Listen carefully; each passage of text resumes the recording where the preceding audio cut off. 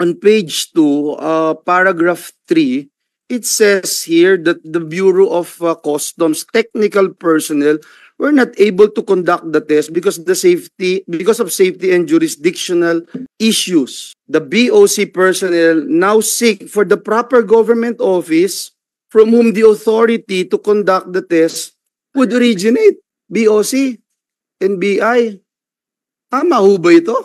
Ang point ko lang, Madam Chair. Oh God, binalasubas yung environment. Ako huy taga Bulacan, mga kababayan ko dun sa Bulacan, na hirap hanggang ngayon. Ito lang tayo, ito lang yung makukuha naming report dito. This is unacceptable. Even as simple as this, ano pang aasahan ng mga mangingisda sa gobyerno? Wala nang silbi yung gobyerno. In the committee report that we will submit to the plenary, let us look into the reelection of duties of our public offices, Madam Chair. Nawala na ako ng gana magtanong, Madam Chair. This is unacceptable.